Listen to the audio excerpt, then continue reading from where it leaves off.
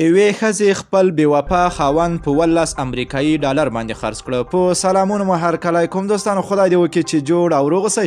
د مطلب د شروع کېدو مخکې دغه ویډیو یو ځل تاسو تر پای وګورئ چې څه پېښ شوي دي، ولې خپل خاوند په 18 امریکایي ډالر باندې خرڅ کړی ده.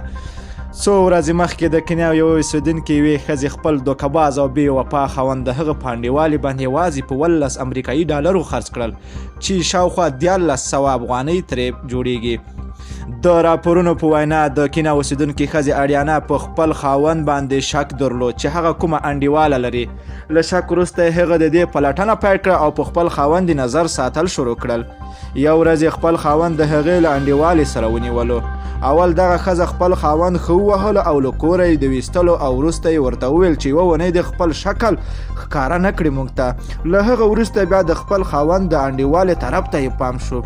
وروسته هغې ته یې وویل چې په 2000 کینایي شلنګ پیسو باندې راکړه او خپل انډیوال له دې بوزه. 2000 شلنګ پیسې 10 امریکایي ډالر کیږي.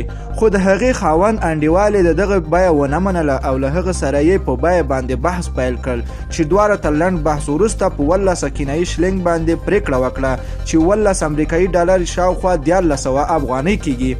اریانا دغه پیسې د خپل خاوند له انډیواله ترلاسه کړې او د نوي کال لپاره په دغو پیسو باندې خپلو بچو ته کالي واخیستل او ویل چې اوس یو خوشحاله ژوند تیروي. کله چې په فرانسې ژبه کې دغه کیسه په ټولنیزو رسنیو کې خپره شوه نو یو کس ورته په تبصره کې ولیکل چې آیا اوس به وغواړې چې خپل خاوند بیرته واخلي. نو اریانا په خپل ځواب کې ورته وویل چې زه نه غواړم چې خپل نوی ژوند تباه کړم. دوستانو، خدای دې وکړي چې داسې پیښه تاسو سره ونسي. که موږ سره دغسې پیښې وشوي، خدای باور وکړه چې موږ تاسو په 2 ډالر هم څوک وانخلي. خو دوستانو، کوشش وکړه چې هیڅ وخت بېوفایي ونه کوئ او خپل ژوند ته په سمه لاره ادامه ورکړئ. دوستانو، که چېرته مو همدغه ویډیو خوښه شوې نو لایک او شیر کړئ. که غواړئ له تازه او دقیقو خبرونه خبر شئ نو د لمر پریس چینل حتما د سره سبسکرایب کړئ. نور مو په پاک رب سپارم. الله مو مل ښه وخت درته غواړم.